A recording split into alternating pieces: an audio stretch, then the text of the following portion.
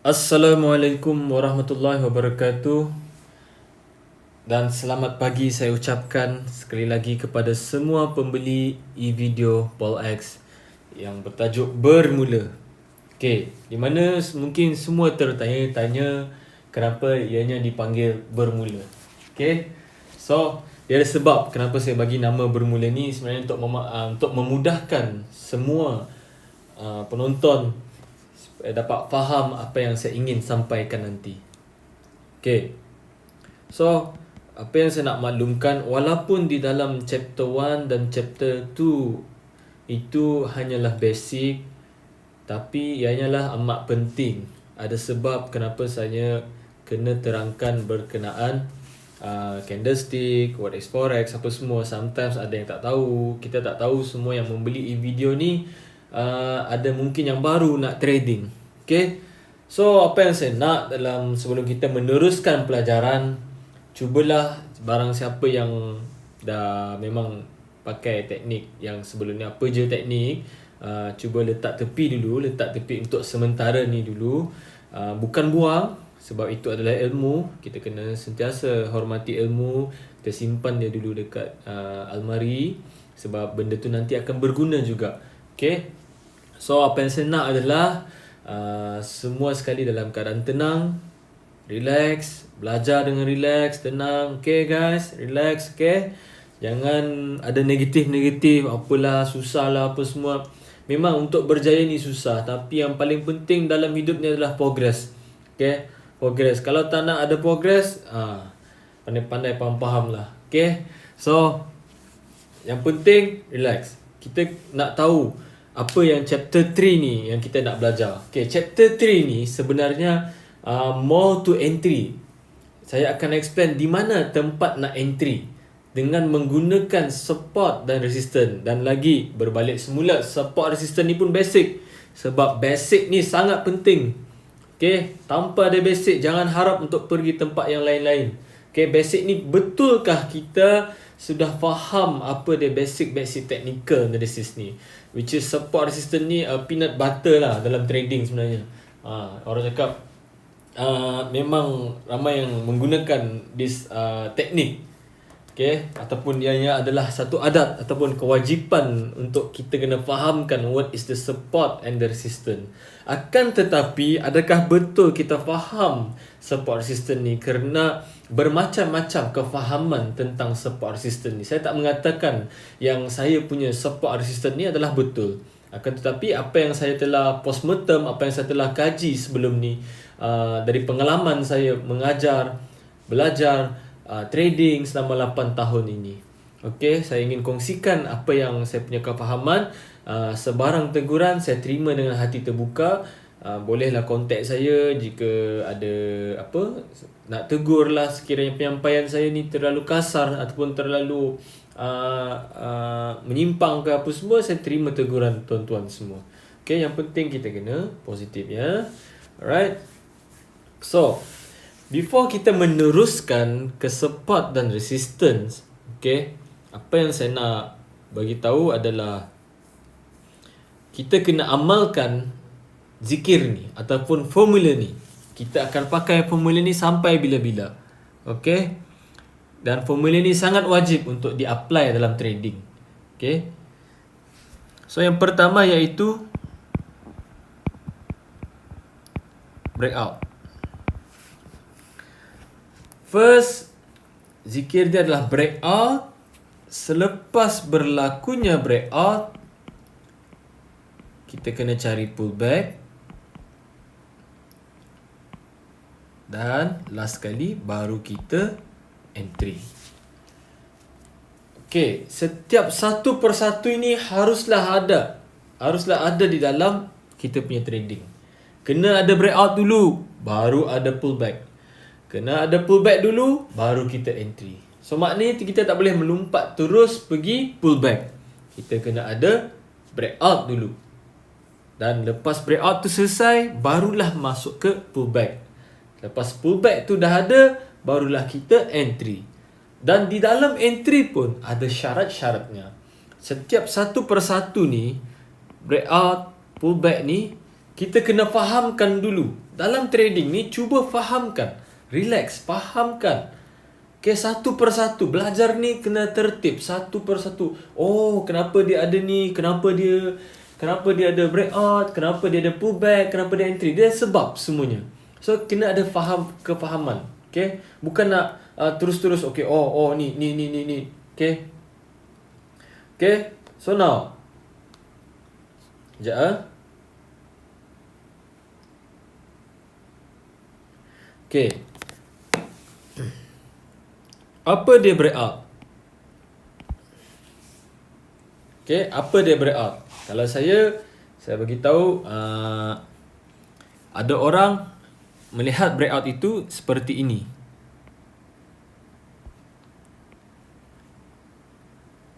Yes. Ini pun dipanggil breakout. Okay. Ini pun dipanggil breakout. But tak semestinya ini sahaja breakout. Breakout ni pun boleh dipanggil strong push. Strong push ni maksudnya setelah berlaku kenaikan, okay, setelah berlaku kenaikan, dia contoh macam ni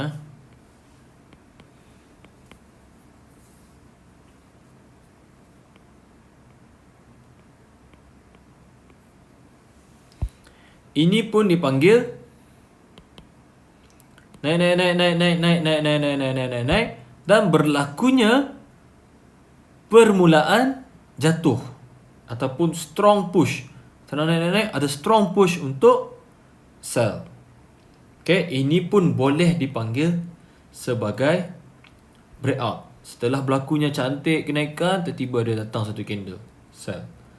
Okay, ini pun boleh dipanggil breakout. Okay, sekarang ni kita dalam topik breakout. Okay. So now, selain daripada breakout, ini pun boleh dipanggil, breakout ni pun boleh dipanggil as a reversal. Okay, lepas ada kenaikan, sub, berlakunya reversal. Okay, faham?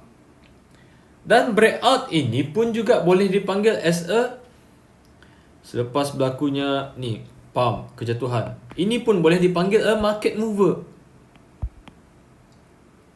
Apa dia market mover ni? Penggerak.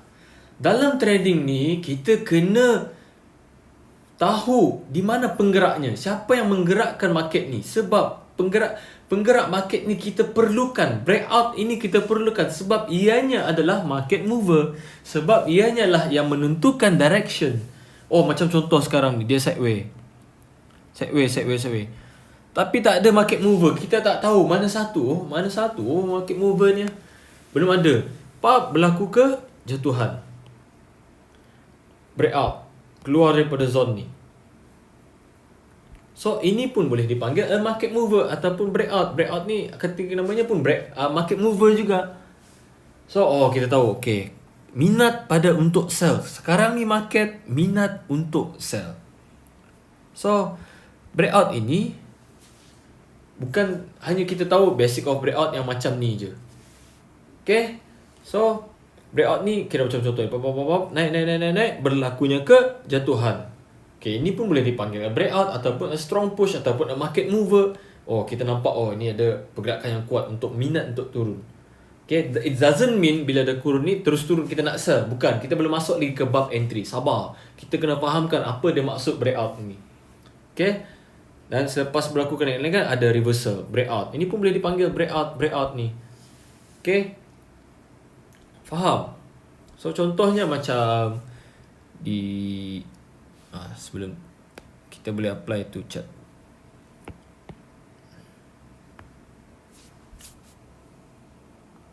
Okay. Contoh macam di sini. Naik, dia berlaku. Oops. Gitu. Okay, berlakunya kenaikan dan berlakunya kejatuhan. Okay. Sideways, berlakunya kejatuhan. Okay, nampak di situ. Candle biru tu. Berlakunya kejatuhan. So, ini pun dipanggil as a breakout. Cuba kita pakai contoh sekarang ni, saya pakai iPad sebenarnya untuk memudahkan untuk kita nampak apa dia breakout ni maksudnya. Okay. Pop. Berlakunya reversal. Ini pun boleh dipanggil reversal. Ini pun dipanggil market mover. Oh, selepas sideway ni dia minat untuk turun. Okay. Faham? Faham bah? Okay. Kita berbalik semula. Mana ni? Macam mana bos? Okay, ya. Pullback. So what is a pullback? Okay. Apa dia pullback ni? Okay, selepas kita tahu breakout, kita masuk ke topik pullback. Dan apa dia pullback? Pullback ni dalam erti kata lainnya adalah discount. Apa lagi? Retracement. Okay. Yang kita buat ni adalah jual dan beli guys. Jual dan beli. Di mana jual dan beli ni kita dah buat hari-hari kat kedai. Kita menawar, tawar, menawar. Betul tak? Okay. So, kita pun kena fahami what is pullback ni sebenarnya. Mana pullback yang valid, mana pullback yang discount yang valid. Contoh apa dia maksud pullback ni. Contoh maksudnya macam ni. Bila harga tu mahal, naik, harga dah mahal. Bila dah harga mahal, janganlah nak terus nak buy lagi, nak beli. Harga sudah mahal. Okay? Faham tak? Harga tu sudah mahal, korang nak beli lagi. Agak-agaklah sikit. Okay? Betul tak? Ini memang sebab dalam trading ni is more to emotion ataupun psikologi. Bila dah nampak harga naik, oh bagi tahu kan, alamak aku tertinggal lah, akulah apalah semua nak bersedih-sedih lah dalam ni. Okay. Harga mahal ni biarlah dia jalan dulu, tunggulah dia bagi diskaun, bagi murah. Tunggulah dia bagi retracement, tunggu dia bagi pullback. Semua ni nama yang sama je, tiga-tiga ni. Okay, cuma brand-brand lain-lain lah. Okay, macam kasut semua sama je. Bentuk semua sama, semua brand-brand lain-lain. Betul tak? Kan? So, bila harga tu sudah mahal di sini, janganlah cuba-cuba nak untuk buy at high price. Tunggulah dia bagi diskaun. Sedangkan dekat kedai lagi ada diskaun tag dekat atas. Contoh macam Fibonacci ada 20%, ada 50%, ada 61.8%, 70%. Semua itu discount tag. Kalau dalam kedai ada boleh discount tag, ada label discount tag dekat atas. Dalam trading pun ada juga. Dalam Fibonacci tu boleh pakai as a discount tag label. Betul tak? Okay. So, sama juga. Kalau untuk sell, harga jatuh. Harga sudah murah, anda sebagai penjual, anda lebih suka menjual di harga mahal. Akan dapat untung lebih banyak. Bila harga tu sudah jatuh murah, relax dulu. Jangan terus nak jual. Okay. Relax dulu. Tunggu dia bagi harga tu retracement. Bagi mahal sikit. Baru kita jual. Faham? Sama juga kalau harga tu sudah mahal. Tunggu dulu murah. Baru kita buy. Inilah tujuannya. Kita nak tahu di mana retracement ni akan berakhir dan memulakan penerusan untuk naik. Dan di manakah setelah berlakunya penurunan dan dia membuat retracement, pullback untuk diskaun, di mana kita nak tahu dia akan pengakhiran untuk dia untuk sell. Ini tujuan kita dalam trading, kita nak mencari retracement. Okay. So, bila ini sudah complete, pullback sudah complete, breakout sudah complete, pullback sudah complete, kita akan masuk bab entry. Dalam entry wajib juga bila dah sampai ke tempat tu kita kena ada confirmation. Okay. Kita ada kena confirmation, kita kena ada money management. Okay. Risk management. Okay. So, no confirmation, no entry. Walaupun ada confirmation, kita jangan terlalu yakin dengan confirmation yang kita ada ni. Kita perlu juga ada money management dan risk management. Okay, contoh. Money management, korang ada 100 USD. Berapa yang korang sanggup loss daripada 100 USD korang ni apabila korang masuk korang masuk dalam ini Bigo kawan saya. Okay, saya pakai iPad dia. Relax le. Okay. So gurau-gurau. So macam saya, kalau saya I'm willing to lose 10 USD. Okay, kita set stop loss 10 pips. TP 30 pips. So kita bahagikan lah. Kita willing to lose 10 pips, maknanya jarak 10 pips ke, contoh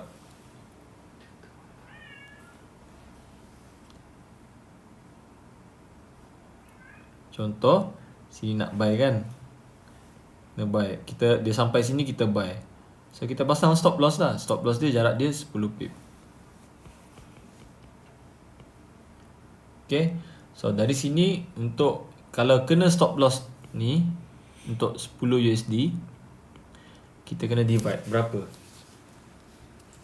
gas.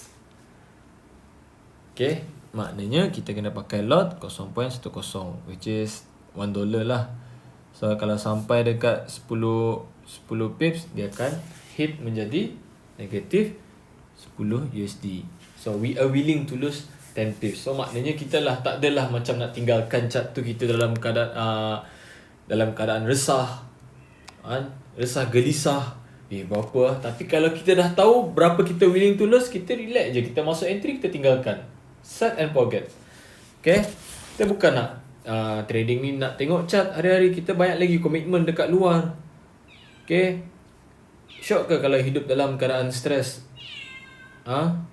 Kita macam dalam keadaan takut hari-hari, nak trade dengan takut. So bila kita dah set berapa yang kita willing to lose, kita boleh tahu berapa yang kita nak korbankan dalam kita punya capital.